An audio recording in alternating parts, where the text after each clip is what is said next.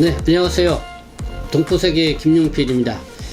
오늘의 뉴스 어떤 주요 뉴스들이 있는지 한번 뽑아봤습니다. 먼저 이 한겨레 신문이 단독으로 보도한 내용입니다. 이주민 차별, 5차 재난지원금도 안 바뀐다. 이번 달 말부터 이 5차 코로나19 재난지원금이 지급될 것으로 예상이 되고 있는데요. 지금 재난지원 지급 대상에서 이 이주민, 그러니까 외국인들이 포함되지 않을 계획인 것으로 이렇게 알려졌다고 이렇게 한겨레 신문이 보도를 했습니다. 이 4일, 그러니까 어제 한겨레가 이 취재 결과요, 재난지원금 지급 대상과 이 규모를 논의 중인 정부가 지난해와 마찬가지로 영주권자와 결혼 이민자에게만 이 재난지원금을 주고 이 나머지 이주민은 포함하지 않는 쪽으로 가닥을 잡았다고 이렇게 보도를 했습니다.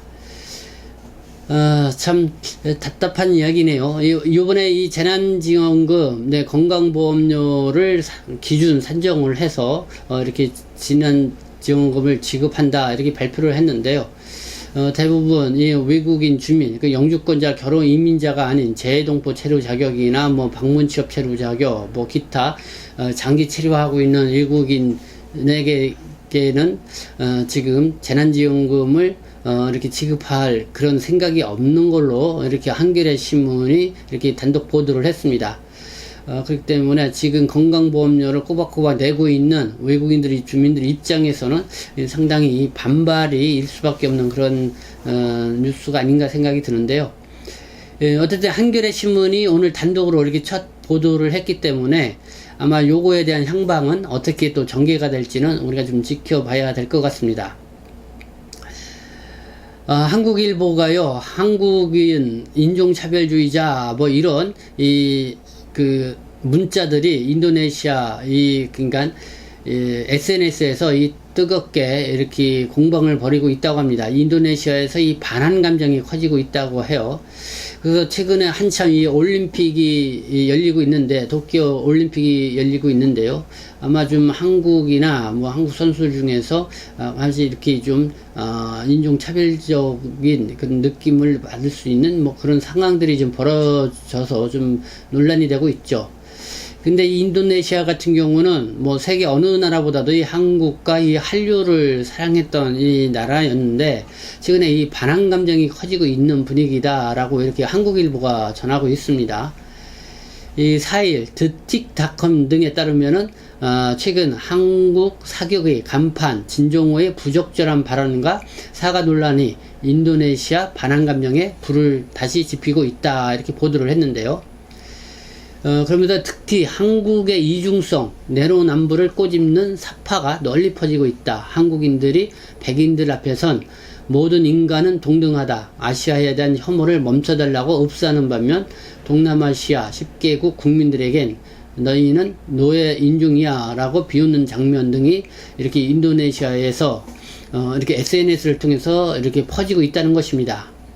그래서 이거를 본 이 한 교민은 낯뜨겁고 부끄럽다고 이렇게 말하는 거를 한국일보가 전했습니다.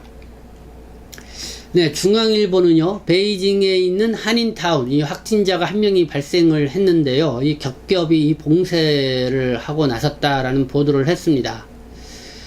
이 베이징 질병통제센터는 이 마씨가 사는 아파트를 봉쇄하고 다녀간 건물과 식당 등을 모두 폐쇄했으며 밀접 접촉자를 전수조사하고 있다 이렇게 전했습니다. 이 마씨가 아마 이 마씨는 한국인지 중국인인지 정확하게 이렇게 나오지는 않습니다. 그러나 하이난에 휴양지로 다녀왔다가 이 코로나19에 확진된 사람인 걸로만 이렇게 보도가 되고 있습니다.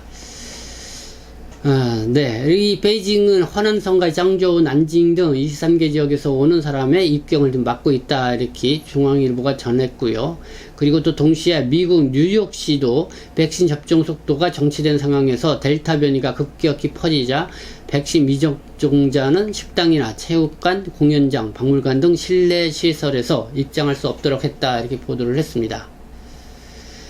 동아일보는요, 신청하기 클릭하세요 라는 이런 재난지원금 악용, 이런 스미싱 문자주의보를 또 보도를 했습니다.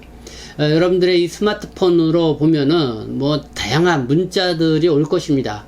그런 문자들 중에 뭐 재난지원금 5차 신청 대상자에 해당하므로 온라인 센터 뭐뭐에 이렇게 신청하세요 이런 문자들도 올 수가 있는 건데, 다 이게 이 스미싱 문자라는 겁니다. 스미싱, 그러니까 범죄에 악용하기 위해서 개인의 그 뭐 정보를 빼내가는 그런 문자 메시지라는 것입니다. 그래서 이런 거를 좀 주의하라 이런 뉴스가 났고요.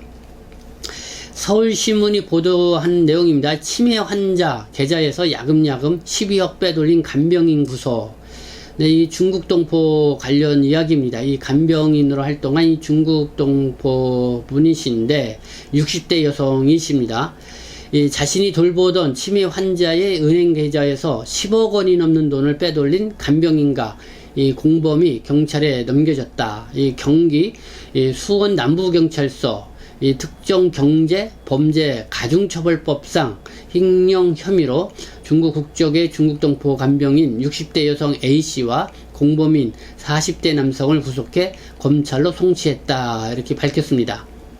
이 A씨, 그러니까 간병인 60대 중국동포 여성인데요. 이 경기도의 한 요양원에서 생활하는 치매 환자 B씨의 계좌에서 지난 2014년부터 최근까지 수차례에 걸쳐 돈을 빼내 모두 12억 원을 챙긴 혐의로 받고 있다. 네, 12억 원. 네, 엄청난 돈이네요. 이 A씨는 2007년쯤부터 이 B씨를 돌봐왔다고 하는데요.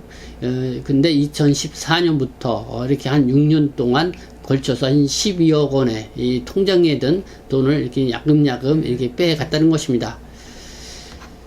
그러니까 그 환자죠. B씨의 병세가 심하지 않을 때 은행 업무를 돕는 과정에서 이 계좌 비밀번호를 알게 된 걸로 이렇게 밝혀지고 있습니다. 그래서 이 A씨는 B씨의 병세가 심해진 이후부터 본격적으로 이 범행을 저지른 것으로 조사가 됐다는 것입니다. 그래서 A씨는 그 빼돌린 돈을 생활비로 쓰거나 중국에 있는 가족에게 또 송금한 것으로 전해지고 있습니다. 네, 이 A씨의 범행은 B씨의 친척이 최근 A씨를 의심하고 경찰에 고발하면서 드러나게 됐다 이렇게 보도를 하고 있습니다. 네, 중국 동포의 간병인으로 활동하시는 분들이 많이 계시는데요. 네, 어쨌든 뭐 돈이 이렇게 치매 환자를 돌보시다가 또 이렇게 돈 많은 분들을 이렇게 또 돌보시는 경우도 있습니다. 그래서 가끔씩 이런 유혹을 받을 때가 있을 것 같은데요. 네, 뭐 그런 부분에는 우리가 좀 더 각별히 주의를 해야 될 것 같습니다. 네, 오늘 8월 5일 네, 주요 어떤 뉴스들이 있는지 좀 간추려서 여러분들에게 전해드렸습니다. 네, 오늘도 즐거운 하루 되시기를 다시 한번 기원을 하면서요, 오늘 뉴스를 마치도록 하겠습니다. 네, 저는 동포세계시민 대표 연출장 김용필이었습니다.